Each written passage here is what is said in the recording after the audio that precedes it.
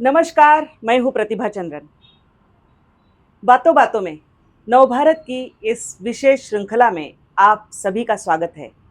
इस श्रृंखला के जरिए हम आपको रूबरू कराते हैं ऐसे लोगों से जो अलग अलग क्षेत्रों में काम करते हैं। उनकी अपनी कुछ खासियत है, लेकिन उनकी जो ह्यूमन साइड है उससे हम आपका परिचय कराते हैं। आज हमारे साथ है पुणे से 2 बार, दूसरी बार है जो राज्यसभा में सांसद रही है, अभी भी सांसद है, एडवोकेट वंदना चौहान और उनका परिवार। मेरे सामने जो तीनों लोग बैठे हैं, ये तीनों बहुत अच्छे खासे मंझे हुए वकील हैं और उनके साथ मैं आज बात करने वाली हूँ। एडवोकेट हेमंत जी है, उनकी बेटी है दिव्या, और वंदना जी को तो आप में से कई लोग जानते ही हैं। एक ऐसी सांसद जो अपनी छाप छोड़ जाती है जब राज्यसभा में बात करती है। जब मुद्दों की बात आती है, जब एनवायरमेंट या पर्यावरण के इश्यूज की बात आती है, तो अपने पार्टी के नेताओं से भी अलग राय रखना और उनसे मुद्दों के आधार पर लड़ने में इनमें इन्होंने कभी भी हिचकिचाहट नहीं महसूस की और अपने मुद्दों से नहीं हटी। फिर उन्होंने ये भी नहीं सोचा तब कि पार्टी में क्या हो सकता है, राजनीति मेरी फ्यूचर क्या होगी। और जो एक सभ्यता रखने वाले गिने चुने राजनेता है जो निचले स्तर की भाषा का इस्तेमाल नहीं करते, उनमें जो अग्रणी है उसमें वंदना जी का नाम लेना पड़ेगा। वंदना जी, बहुत बहुत स्वागत है आपका। आप सभी परिवार का स्वागत है। Thank you. एक तो खास बात यह है कि राजनीति का बैकग्राउंड आपको ना मायके से था ना ससुराल से था, तो आपका राजनीति में आने का किस्सा भी बड़ा दिलचस्प है। अंकुश काकड़े थे, उसके लिए जिम्मेदार क्या है वो कहानी, वो हम दर्शकों को बताना चाहेंगे। एब्सोल्युटली। मेरी एंट्री बहुत एक्सीडेंटल थी। आपको मालूम है कि 73rd 74th अमेंडमेंट जो कॉन्स्टिट्यूशन में हुई, उससे 33% रिजर्वेशन महिलाओं को पैन इंडिया मिला। लेकिन उसके पहले 73rd 74th अमेंडमेंट पास होने के पहले महाराष्ट्र में आदरणीय पवार साहब चीफ मिनिस्टर थे और उन्होंने 30% रिजर्वेशन महाराष्ट्र के लोकल गवर्नमेंट में किया। और उसी टाइम 92 में इलेक्शन होने वाली थी और हर एक पार्टी ढूंढने लगी अपने कैंडिडेट्स के लिए। वैसे ही मेरा वार्ड जहां मैं रहती थी, वहां अंकुश काकड़े पहले वहां के कॉरपोरेटर थे और वो मेरे फादर के स्टूडेंट थे लॉ कॉलेज में। तो हमेशा आना जाना रहता था उनका घर। और जब भी महिलाओं के लिए रिजर्वेशन हुआ तो उन्होंने मुझे बोला कि वंदना, अपना वार्ड तो रिजर्व हो गया, अभी तुम खड़े रहो। तो तुरंत मेरा रिप्लाई था, sorry, not my game, not my piece of cake. तो उन्होंने एक बार नहीं, 2 बार 3 बार मेरे मम्मी को मिले और उनको भी उन्होंने बोला कि मैं वंदना को बोल रहा हूँ इलेक्शन के लिए खड़े रहने के लिए, लेकिन वो सुन नहीं रही। वो मेयर भी हो सकती है शहर की, लेकिन मम्मी ने भी वही उनको रिप्लाई दिया, हमें कुछ दिलचस्पी नहीं है इसमें। लेकिन लास्ट डे जब आया कि फॉर्म भर के देना था, तभी उन्होंने मेरे पास, मेरी एक सेशन केस चल रही थी, कोर्ट में थी मैं, क्रॉस एग्जामिनेशन के लिए जाना था और बहुत टेंशन रहता है क्रॉस एग्जामिनेशन जाते समय। तो एक आदमी आया अंकुश काकड़े से और उन्होंने कहा कि यहाँ सिग्नेचर करना है। मुझे लगा प्रपोजर सेकेंडर कुछ होगा, लेकिन वैसे नहीं था, वो कैंडिडेट के यहाँ सिग्नेचर मांग रहे थे। अभी 5 मिनट में मुझे जाना था क्रॉस एग्जामिनेशन में, बहुत टेंशन में थी, तो मैं बोली बाद में करती हूँ सबसे बोलने के बाद। बोले नहीं नहीं, अभी 3:30 बजे सबमिट करना है ये। तो मैं तुरंत मेरे पिताजी के यहाँ गई, हस्बैंड को बुला लिया और मैंने उनको कहा ऐसे बोल रहे हैं वो। फिर दोनों ने 5 मिनट 10 मिनट में मुझे ब्रेन वॉश कर दिया। उन्होंने जो बोला वो बहुत इम्पोर्टेंट था। वो बोले कि सब लोग सिस्टम को नाम रखते हैं, हम भी रखते हैं, तुम भी रखती हो, और अगर कोई बोल रहा है कि आप खड़े रहो और ऐसे गोल्डन प्लेटर पे ही आ रहा है, तो it is your moral responsibility कि तुमने ये चांस लेना चाहिए। तो ऐसे रोक के, as if I was doing them a favour, मैंने बोला कि सिर्फ 5 बरस और नहीं, तो ठीक है 5 बरस। और मैं इलेक्शन के लिए खड़ी रही मुझे कोई भी मालूम नहीं था, क्योंकि शादी के बाद आई वाज स्टडिंग लॉ, और फिर कोर्ट जाने लगी थी, तो पहचान भी नहीं थी किसी से। लेकिन अंकुश काकड़े और सब कार्यकर्ताओं ने बहुत जिद से मेरा साथ दिया और मैं चुन के आई। और देन 3 consecutive टर्म्स उसी वार्ड से, थोड़ा इधर उधर ऐसा वार्ड हुआ, लेकिन वहाँ 3 टर्म्स में कॉर्पोरेटर हुई। हेमंत जी, आपने जब मतलब आपके ऊपर भी ये सडनली आया होगा कि अरे राजनीति में पत्नी जा रही है, दोनों तरफ से बैकग्राउंड नहीं है, हाँ। तो आपकी तब क्या सोच थी कि आपने इनको कन्विंस भी कर लिया? हाँ। ये वंदना जी ने जो कहा कि जब अब सिस्टम को के बारे में बोलते हैं कि अच्छे लोग आने चाहिए, तो अच्छे लोग हैं, फिर अपने को हमें जो अपॉर्चुनिटी मिलती है सब ना बोलना बराबर नहीं है, ऐसा मेरा और इनके पिताजी का कहना था। अब मेरी माँ और इनकी माँ का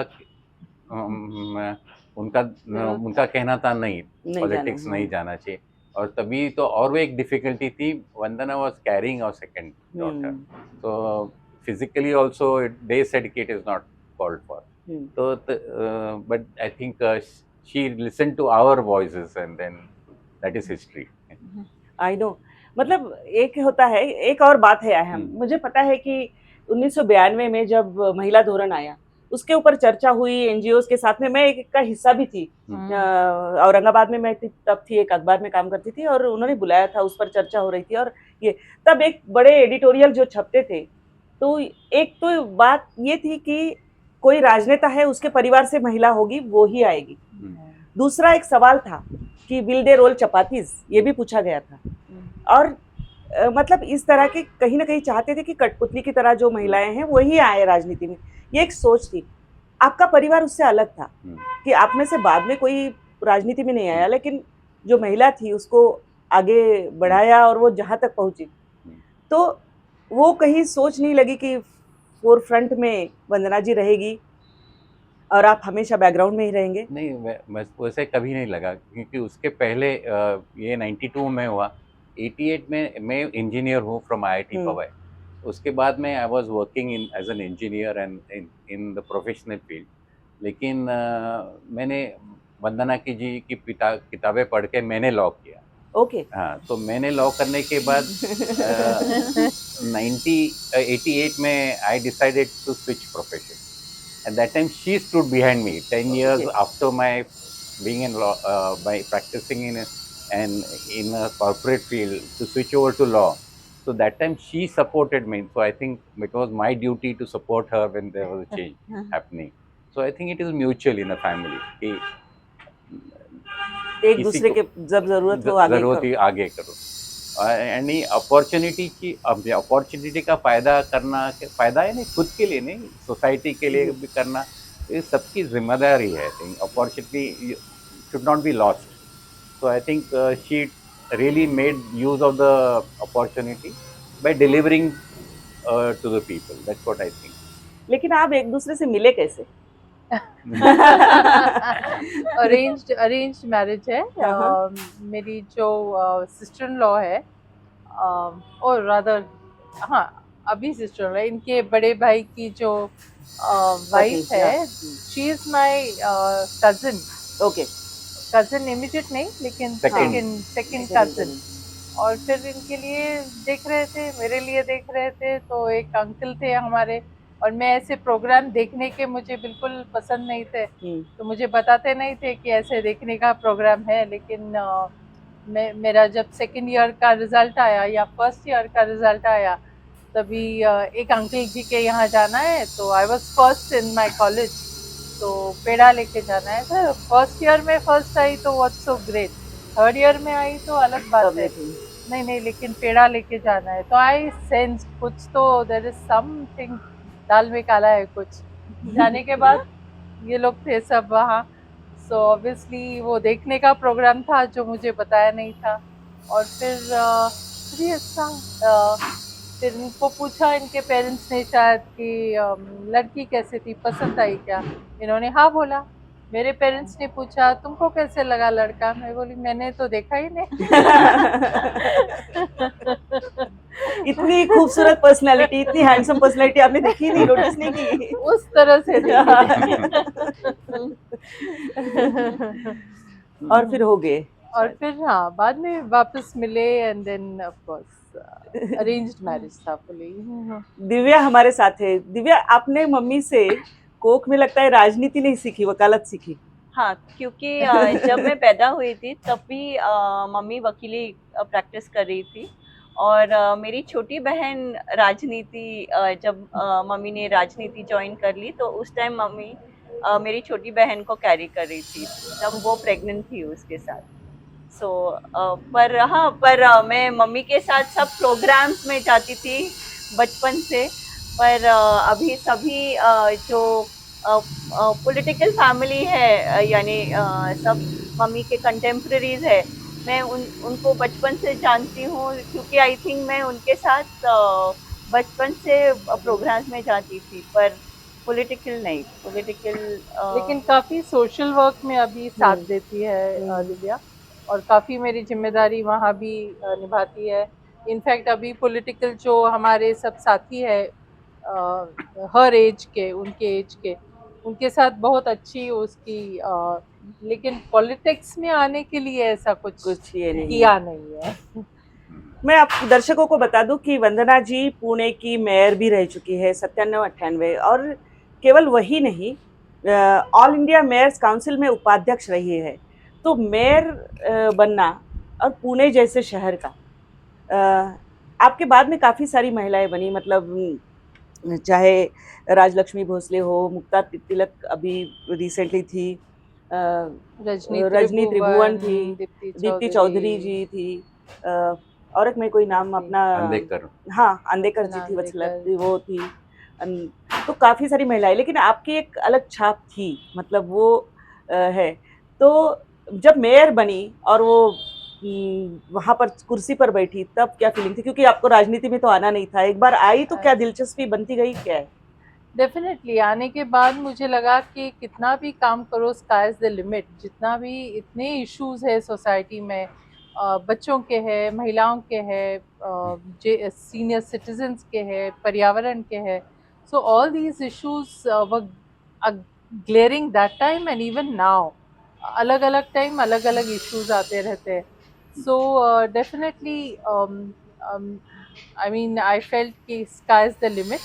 मैं मेयर बनी, मेरी सेकंड टर्म थी। मैंने तो सोचा था मैं एक ही टर्म एक ही खड़ी टर्म रहूँगी, पर। लेकिन मेरे फर्स्ट टर्म में 3 बरस में ही मुझे असेंबली का कैंडिडेचर मिला, और वो असेंबली के कैंडिडेचर के बाद मेरे लिए बहुत मेरा पराभव हुआ उसमें, लेकिन फिर भी मेरे लिए जो कार्यकर्ताओं ने काम किया दैट वाज अमेजिंग।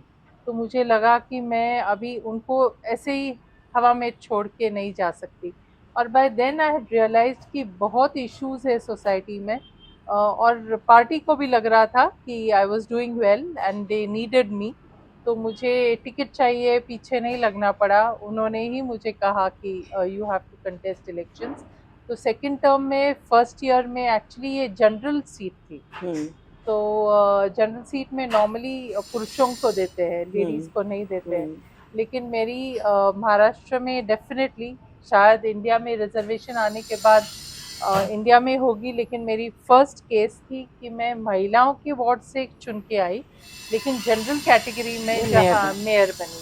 तो मेरा केस हाई कोर्ट में चैलेंज भी किया गया, लेकिन that year was 50th year of India's independence, और मैंने सोचा था कि कुछ हटके, कुछ अलग सा करना चाहिए। हम तो फ्रीडम मूवमेंट में बर्थ भी नहीं हुआ था अपना। सब बोलते हैं कि उस टाइम हमारा जन्म होता तो हम भी फ्रीडम मूवमेंट में सहभागी होते, लेकिन we were not that fortunate.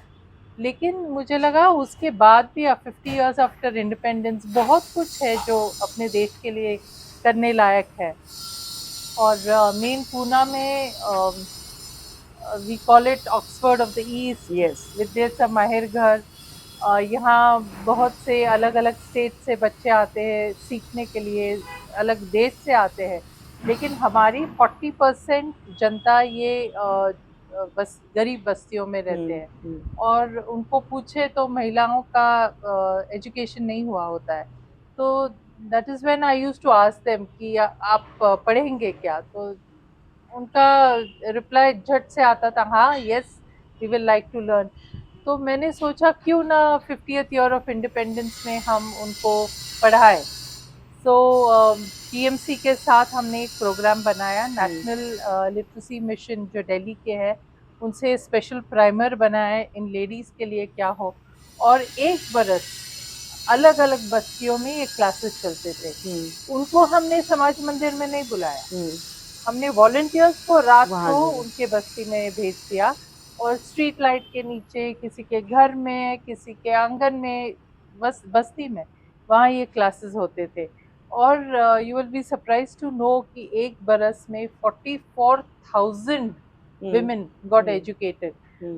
ये फीट किसी भी शहर में अपने देश में हुई नहीं है जो अपने पुणे शहर में उस साल हुई। और फिर अलग एक प्रोग्राम था ही कि स्वच्छता मुहिम मैंने लिया था, चकाचक करके। करेक्ट। तो उसमें बेसिकली पीपल्स पार्टिसिपेशन चाहिए। कॉरपोरेशन तो अपना काम करती है, हमारे सेवक जो है कॉरपोरेशन के वो तो करते ही है।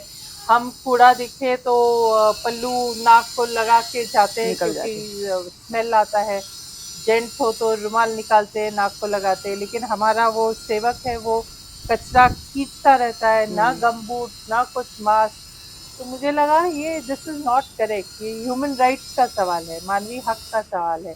इसलिए मैंने उसी साल ये क्लेanलीनेस ड्राइव लिया था, जिसमें हर एक आदमी ने अपने घर में कूड़ा अपना अलग करना चाहिए, सूखा और गीला। वैसे तो कायदा है, लेकिन नोबडी उसको वाज इम्प्लीमेंट फॉलोइंग नहीं इट। करते। आई फील सैड कि अभी दिल्ली में हम रहते हैं, एमपी के घर में, वहाँ भी कूड़ा अलग नहीं होता अलग है, नहीं सेपरेट होता। नहीं होता है। और मैं हमेशा वो बात हमारे जो चेयरमैन है या कोई भी हाउस कमेटी के जो चेयरमैन है उनको भी I bring it to the notice कि ये करना चाहिए। अगर हम नहीं करेंगे तो हम लोगों को क्या बताएंगे। सो आई एम वेरी हैप्पी कि पूना में ये होता है, और पीपल्स पार्टिसिपेशन से ही ये होगा। तो मेयरशिप के टाइम पीपल्स पार्टिसिपेशन, थूकना नहीं, कहीं वॉल पे पोस्टर लगाना नहीं, कचरा रास्ते में डालना नहीं, ये सब मैंने कायदे बनाए, रूल्स बनाए। तो मेरे कलीग्स हंस के मुझे कहते थे, वंदना नेक्स्ट टाइम आपको शायद इलेक्शन नहीं खड़े रहना है, क्योंकि कौन आपको चुन के देगा। अच्छा, डजेंट मैटर, मुझे एक सिटीजन के हिसाब से जो लगता है वो मुझे करना है, जो कुछ उसके रिजल्ट्स हो। लेकिन आई वाज वेरी सरप्राइज्ड कि बहुत अच्छा उसका रिएक्शन था, बहुत लोगों ने साथ दिया, and I think that became a famous. तो आज भी मैं कहीं जाती हूँ, मुझे ज़्यादा एमपी के MP of course they know I am an MP, but more lip movement मुझे देखती है महापौर महापौर जा रहे हैं। तो अभी तक भूले नहीं है मुझे, भूले अभी नहीं। 26 बरस हो दूसरी गए और हैं, दो लेकिन बातें हैं जिसके लिए वंदना जी को पुणे शहर नहीं भूलेगा। एक है स्माइल। स्माइल इनकी अपनी जो चेहरे पर है वो अलग स्माइल है, लेकिन स्माइल इन्होंने जो महिलाओं के लिए इनिशिएटिव शुरू किया वो है। दूसरी बात है बीडीपी कि जो जिसके लिए बिल्कुल डट के रही कि यहाँ की जो हरी भरी गिनी चुनी पैचेस बचे हैं, कुछ पहाड़ बचे हैं, उसमें जो गिने चुने कार्यकर्ता है जो जिन पूरा जान लगाकर काम करते हैं, उसमें वंदना जी का नाम है। तो ये दोनों के बारे में थोड़ा मैं आपसे सुनना चाहूंगी। स्माइल तो इज एन एक्सटेंशन ऑफ वो लिटरेसी लिटरेसी ड्राइव का, जो यस हमने लिया था। यस। वहाँ हॉबी क्लासेस लिए थे, वोकेशनल ट्रेनिंग दिया था, और वो वोकेशनल ट्रेनिंग के हिसाब से जो कोई लेडीज़ को एक प्लेटफॉर्म चाहिए जो वस्तु बनाए उनको सेल करने के लिए, तो स्माइल नाम का Savitri marketing institution for ladies empowerment, ऐसे करके हमने वो इनिशिएटिव शुरू किया। शुरू करते समय मुझे बहुत क्वेश्चंस कॉरपोरेशन के अधिकारियों के आंसर करने लगे, जैसे हमारा काम नहीं है दुकान खोलना, कि दुकान है ये। तो मैं वकील हूँ, 8 बरस प्रैक्टिस कर चुकी हूँ, तो मैं छोड़ने वाली थी नहीं। तो मैंने बोला कि अगर अर्बन पॉवर्टी एलिवेशन, दारिद्र्य निर्मूलन अगर हमारा काम है, विमेन एम्पावरमेंट हमारा काम है, तो इस हिसाब से जो कुछ आए वो हम करना चाहते हैं। लकीली अभी गवर्नमेंट ऑफ महाराष्ट्र ने उसी के बाद एक सर्कुलर निकाला कि जैसे पुणे में स्माइल इनिशिएटिव हुआ है वैसे हर एक शहर में होना चाहिए। अनफॉर्चुनेटली नहीं हुआ है, उसको काफ़ी डेडिकेशन लगता है, नहीं हुआ है, लेकिन सर्कुलर तो है।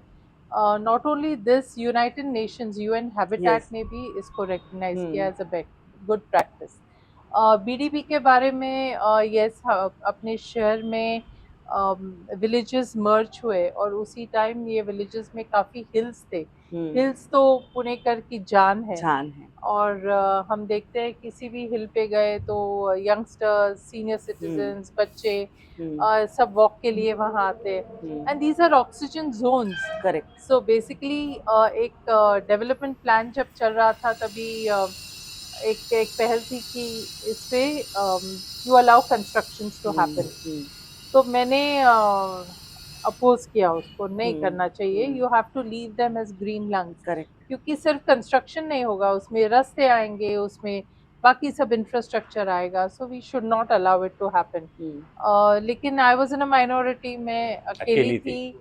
करेक्ट। कई लोग थे वो स्टेटस को थे, लेकिन मेजॉरिटी विंस, तो मैं हारी। लेकिन next day all of y'all media में हेडलाइंस थे कि I opposed it and luckily Pune के सब नागरिकों को जब पता चला, उन्होंने रास्ते पे आके ह्यूमन चेन्स बनाने लगे। लॉ के हिसाब से उनको सजेशन ऑब्जेक्शन देने थे, 90 डेज थे। तो इसी में no other city again has witnessed 90,000 signatures suggestion and objection में था कि there will be no construction on hills. और उसके बाद हर एक पार्टी को गिवन करना पड़ा और आज हम ये टेकरियों को जो बचा हरा है पाए वो हैं। देख रहे हैं। अनफॉर्चुनेटली कहीं कहीं वो लचके फोड़ हो रही है उसकी, जी। लेकिन even if that is happening, बहुत से सिटीजन्स ऐसे हैं जो टेकड़ी पे सुबह जाते हैं, हैं। अपना पौधे को पानी देते हैं और फिर अपने ऑफिस या स्कूल को जाते हैं। So that's an amazing part. लेकिन ये लचके तोड़ भी वो ठहरनी भी चल चाहिए, रही इट है। हैज जी, टू सही स्टॉप। बात है। Yes, and I think now it's very important. ये ग्लोबल वार्मिंग के हिसाब से तो तभी तो ग्लोबल वार्मिंग के बारे में कुछ बोलते नहीं थे हम लोग, लेकिन अभी जब ग्लोबल वार्मिंग की बात हो रही है, हर एक शहर गैस चेम्बर होते जा रहा है। दिल्ली देखिए, मुंबई देखिए, मुंबई कभी इतना अभी पोल्यूटेड नहीं हाँ। था, अभी पूना देखिए, तो हर एक शहर अभी गैस चेम्बर होने लगा है। तो इसमें ट्रीज और ओपन स्पेसेस की जरूरत है, क्योंकि ये एरियाज है जो ये पोल्यूशन को सक करती है।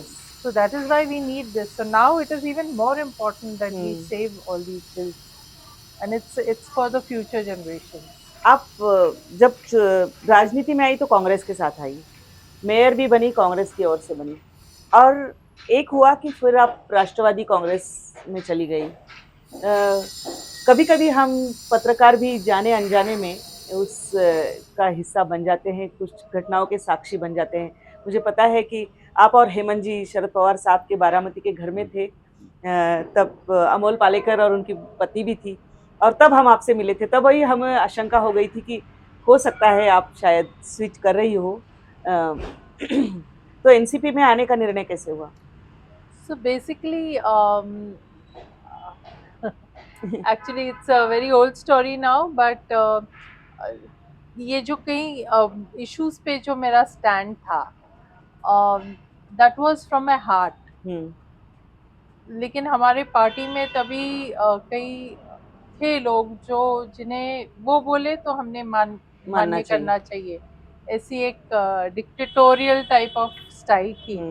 लेकिन मेरा स्टैंड जो है मैं दिल्ली पहुंचाती थी कि this is my stand and I think my stand is correct. ये पर्यावरण के बारे में, बीडीपी के बारे में एक स्टैंड था कि नहीं, we have to allow construction. मेरा अकेले का स्टैंड था नहीं अलाउ करना चाहिए। तो मैंने सोनिया जी को भी कहा कि आ पार्टी स्टैंड्स फॉर एनवायरनमेंट, और लकीली सोनिया जी ने मेरा स्टैंड लिया। तभी से लोकली मुझे बहुत आइसोलेट करने की शुरुआत हुई।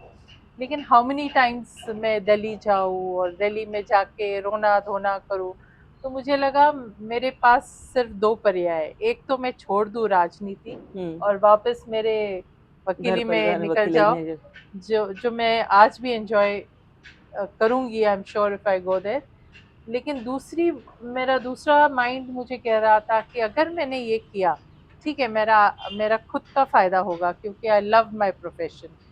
लेकिन मुझे हमेशा एक एग्ज़ाम्पल साइट होगी मैं, कि अगर किसी ने भी अपोज़ किया हायरार्की को, अपना मन अगर आपने नहीं बोला, तो you will be Vandana Chavan, यानी आपको छोड़ना पड़ेगा राजनीति। That I didn't want that to happen.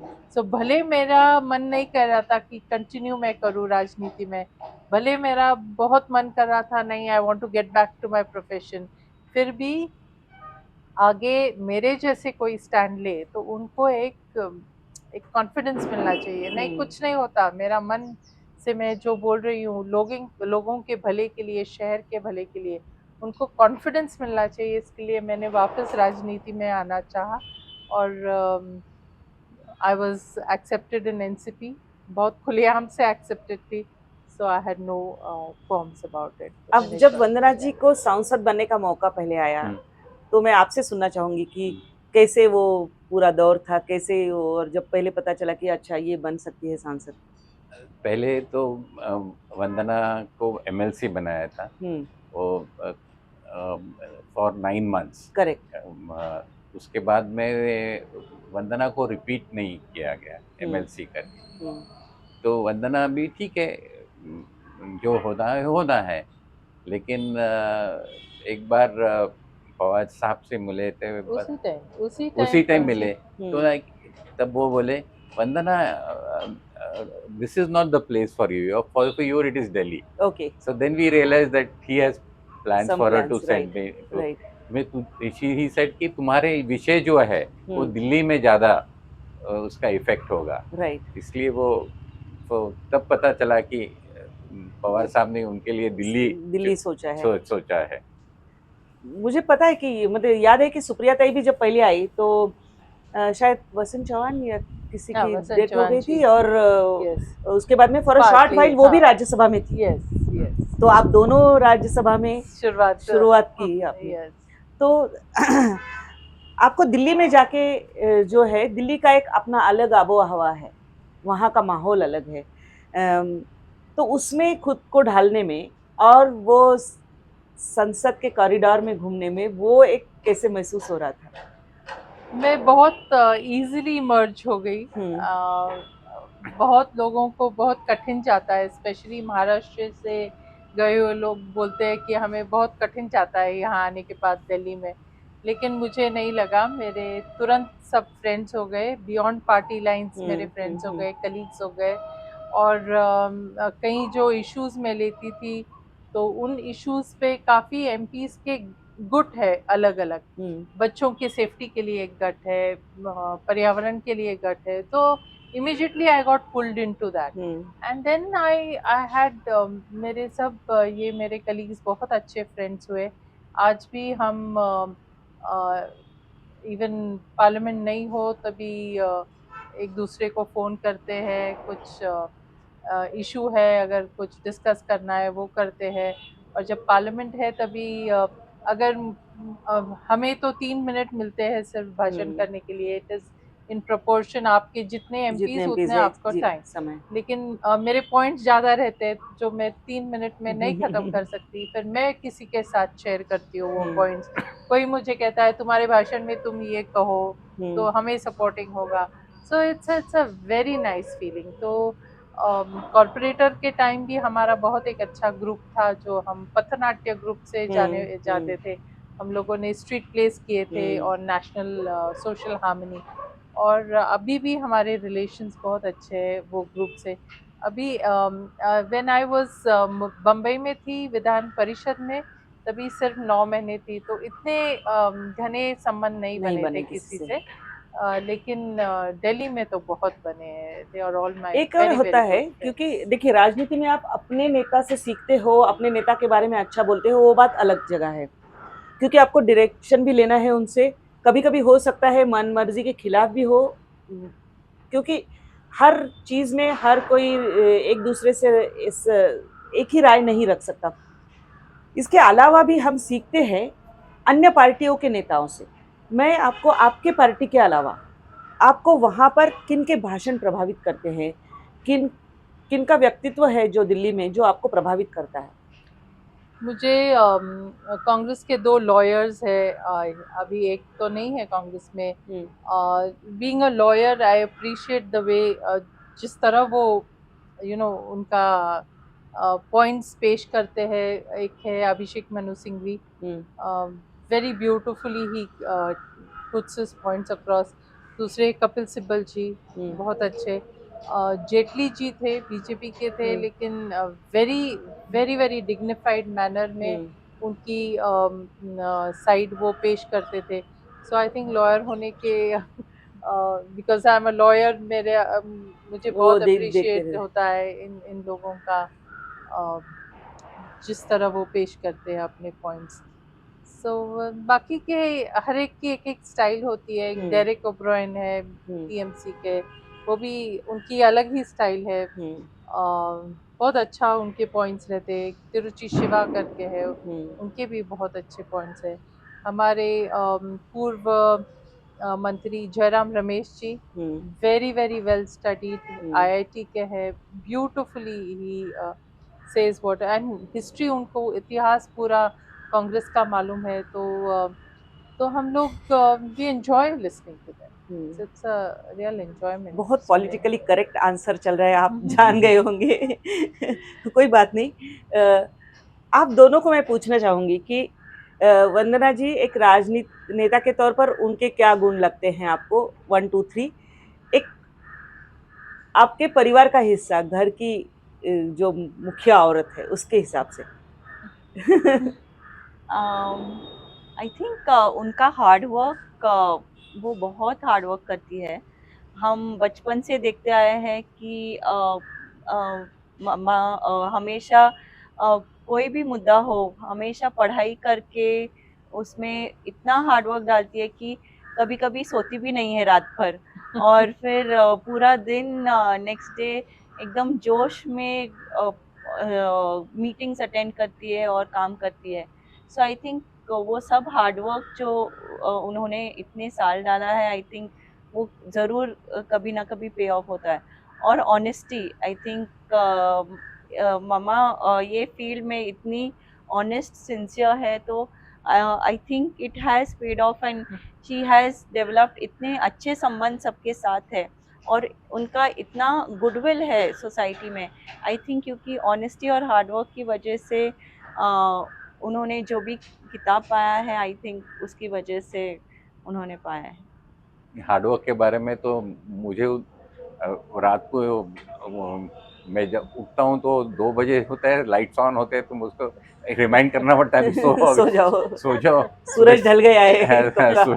तो तो मैं जल्दी सोता हूँ 11 बजे, लेकिन मेरे को उठना पड़ता है रात को, इसको रिमाइंड करने अभी सो जाओ, सोने का टाइम हो गया है। राइट। तो very hard working, dedicated, focused, very focused in her work.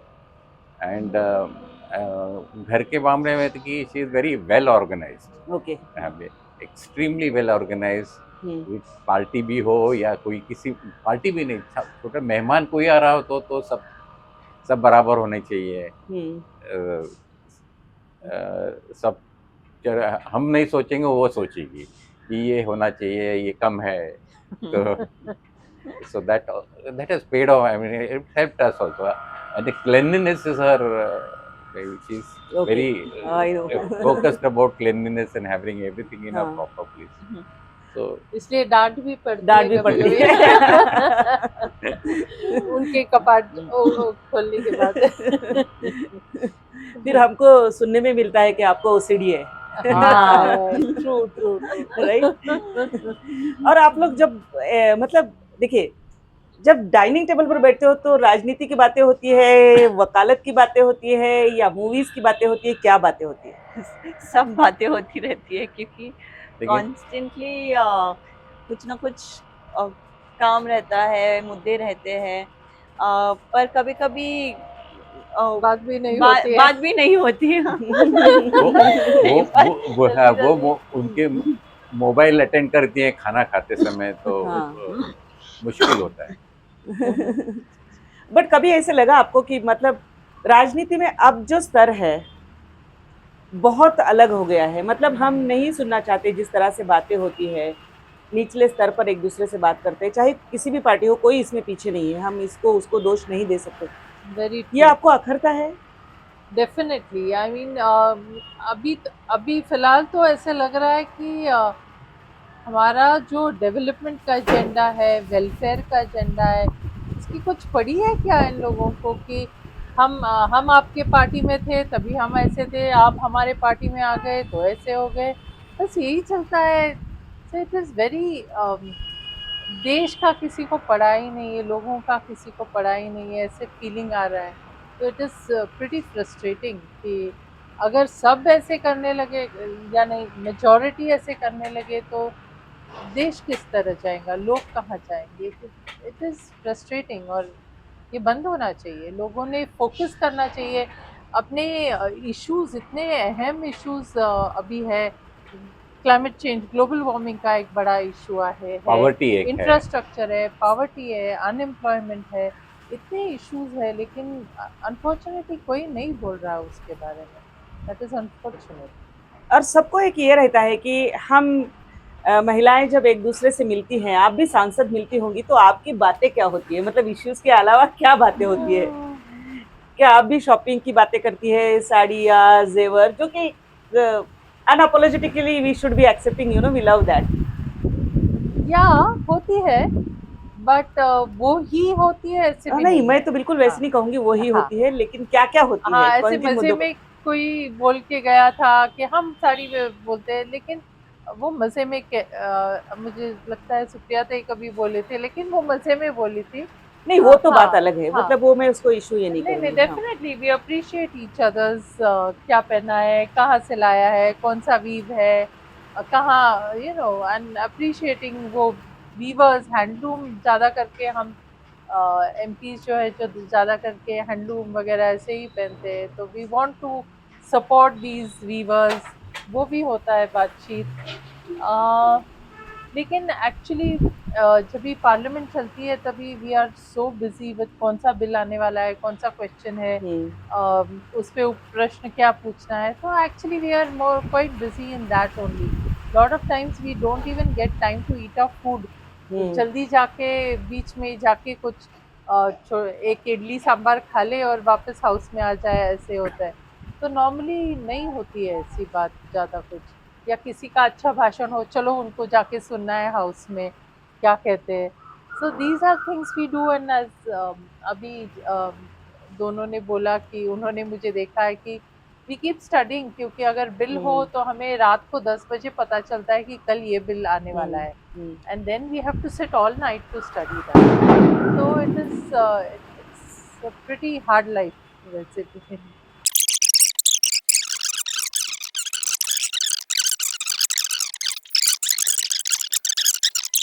आपने शायद फिल्मों में देखा होगा कि कभी कोई रोल कोई निभाता है और बीच ही में किसी और एक्टर को वो किरदार निभाने के लिए लाया जाता है।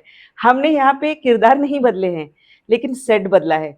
आपने देखा होगा कि आधा जो इंटरव्यू हमारा था, हम इसे बातों बातों में, हमारा मकसद ही इसके पीछे था कि बहुत लाइटर हो, एक औपचारिकता इसमें कुछ ना रहे। लेकिन इतना बड़ा नेचर हमको सिखा देगा ये नहीं पता था, क्योंकि हम वहां बैठे थे बालकनी में, आपने देखा तेज बारिश शुरू हो गई। वंदना जी तो मुझे हंसकर कह रही थी ग्लोबल वार्मिंग का नतीजा है, एनवायरमेंट इनको हर जगह दिख जाता है। तो उसके चलते हमें वो बारिश रुकने तक हम राह नहीं देखना चाहते, हम यहाँ आए हैं बातें करने के लिए, और अलग सेट पर उन्हीं लोगों से हमारी बात हो रही है। तो वंदना जी, जहां हमने छोड़ा था वहीं से हम फिर से बात करते हैं कि किस तरह से सारे रोल निभाते हुए जो है एक टाइट रोप वॉकिंग भी करना पड़ता है। क्योंकि हम महिलाओं की एक बुराई भी बहुत है, मुझे लगता है कि हम लोगों को सब कुछ अच्छा ही कर रहे हैं। मतलब ये रोल भी मैं ठीक से करूँ, वो भी करूँ, वो भी करूँ। कभी कभी मेरी बेटी मुझे बोलती है, stop being super woman, just True, let loose. true, very true. I think हम सब वैसे ही है, बिकॉज हम मल्टीटास्किंग करते हैं, इतने रिस्पॉन्सिबिलिटीज रहते हैं, और किसी को यानी हस्बैंड को कोई जिम्मेदारी दी तो फिर लगता है कि नहीं, जैसे चाहिए था वैसे वैसे नहीं हुआ है, सो अच्छा है कि हम ही करें।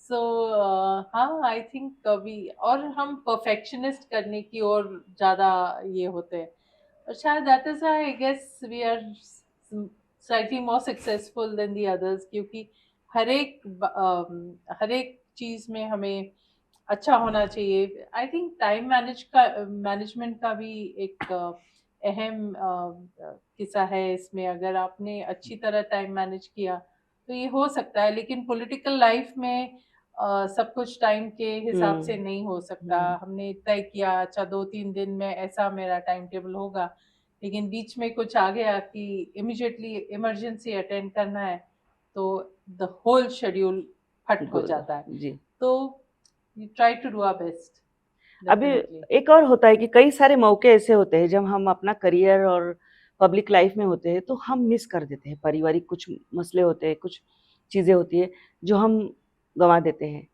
कभी बेटी का बर्थडे हो, कभी उनका ग्रेजुएशन। अभी सुप्रिया ताई का मैंने देखा था कि वो बेटी के ग्रेजुएशन पे नहीं जा पाई थी। Absolutely. तो ऐसे जब प्रायोरिटीज होती है तब जो कश्मकश होती है दिल में, उसको कैसे हैंडल करते हैं?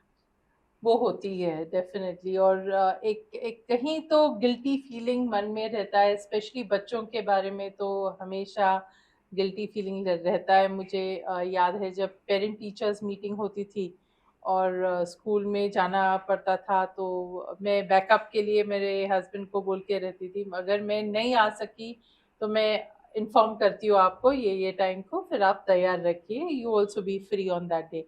और परपेचुअली यही होता था कि मैं नहीं जा नहीं जा पाती थी और हस्बैंड को ही जाना पड़ता था, और फिर बोलते थे सब मदर्स रहते हैं, मैं सिर्फ 1-2 फादर्स ही है वहाँ। लेकिन मुझे भी एक गिल्टी फीलिंग था मन में हमेशा, स्पेशली दिव्या के टाइम में तो वकील थी, तो शाम को हम लेके जाते थे उसको बच्ची करके गार्डन में कहीं भी।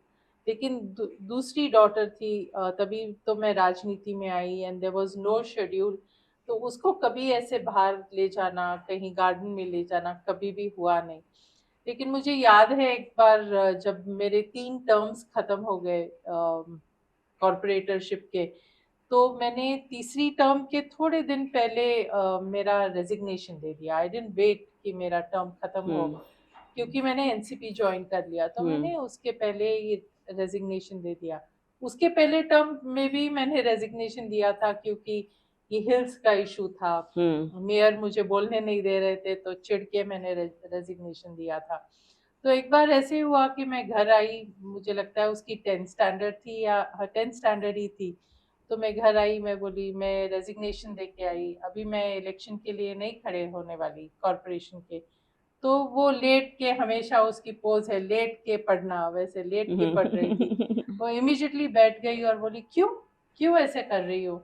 तो ऐसे नहीं, मुझे I am not able to give you time, मुझे टाइम देना चाहिए तुमको बच्चों को।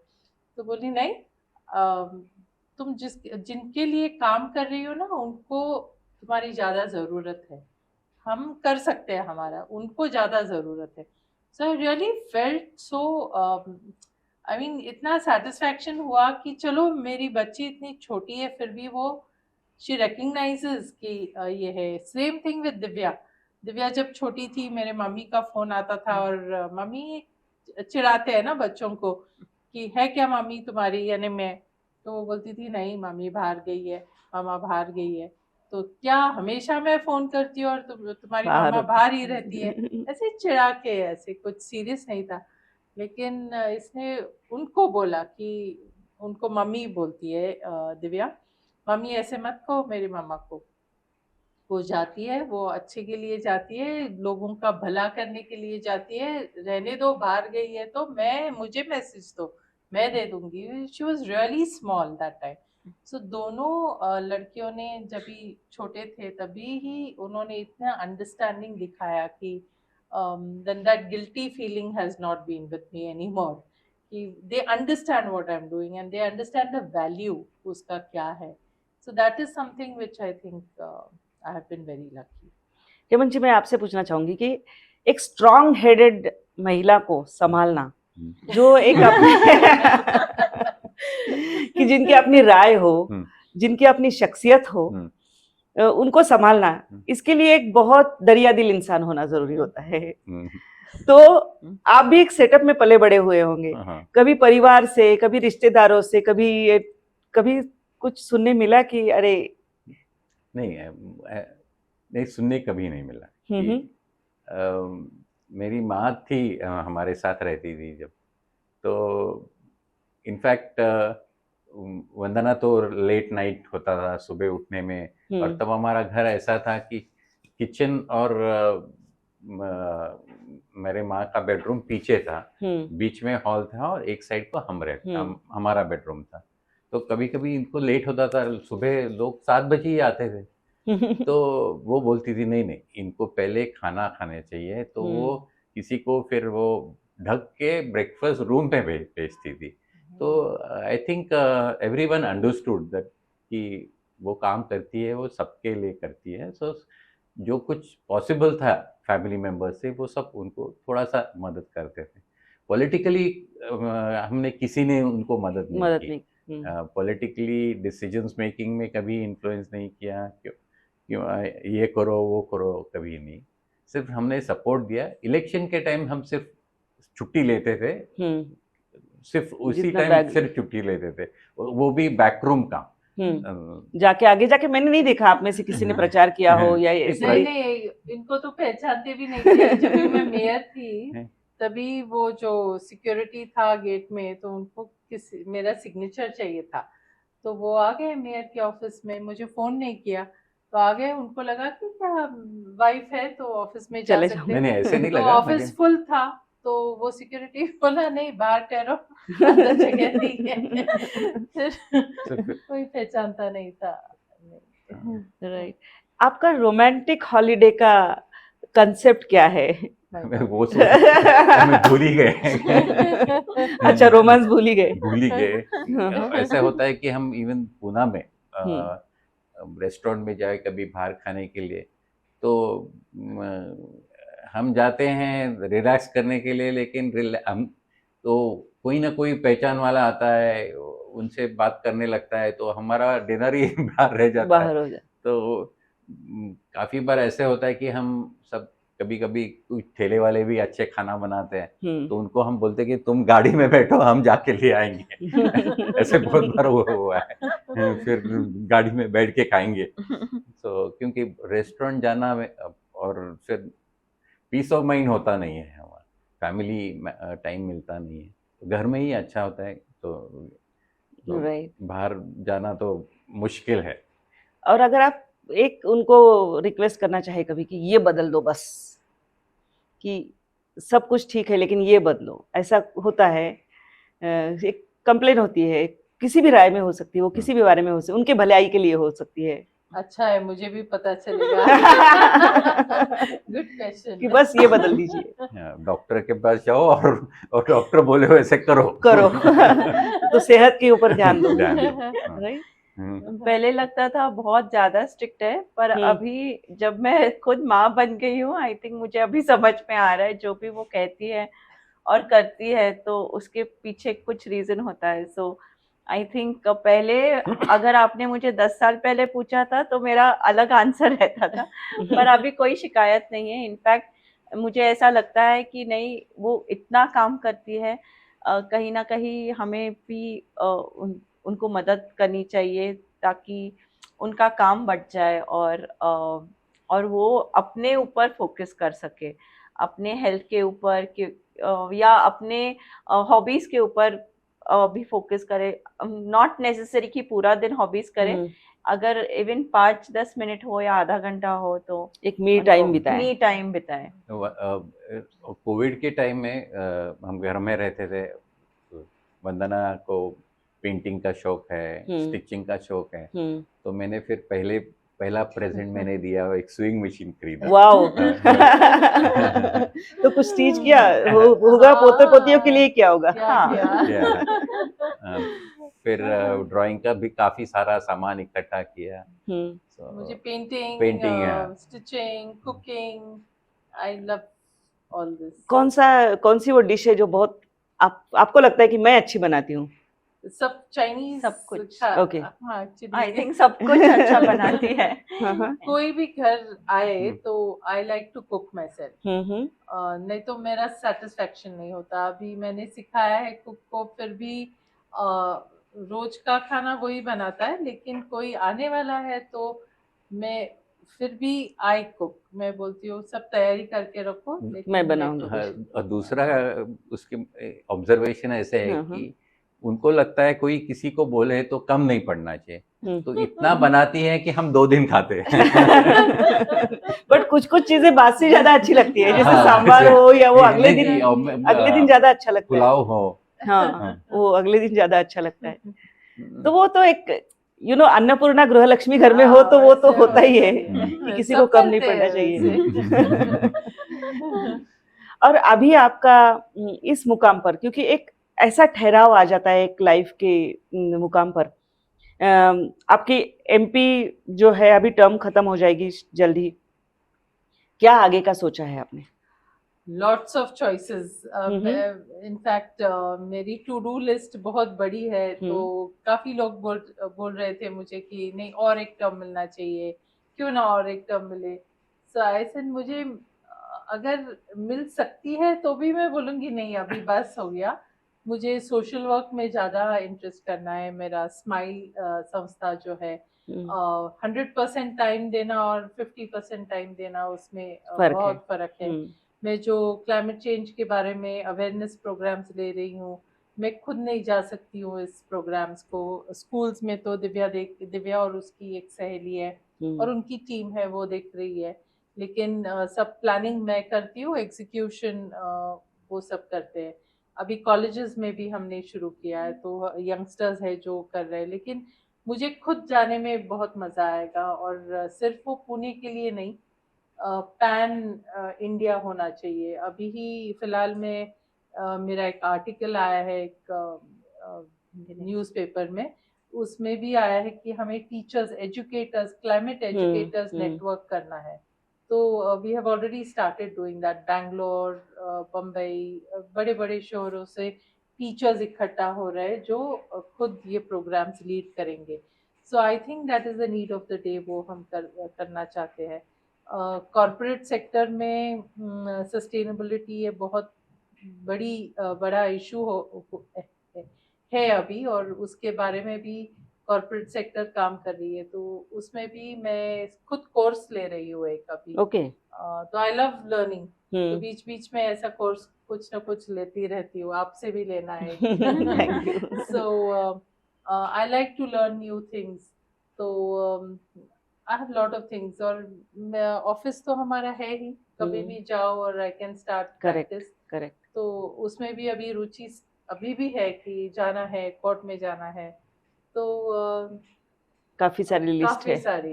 काफी सारी लिस्ट है। आपकी सभी ख्वाहिशें पूरी हो और ऐसे ही हंसते खेलते आप रहिए, ये मैं दुआ प्रार्थना करूंगी। तो हम बात कर रहे थे वंदना चौहान, हेमंत जी और दिव्या से।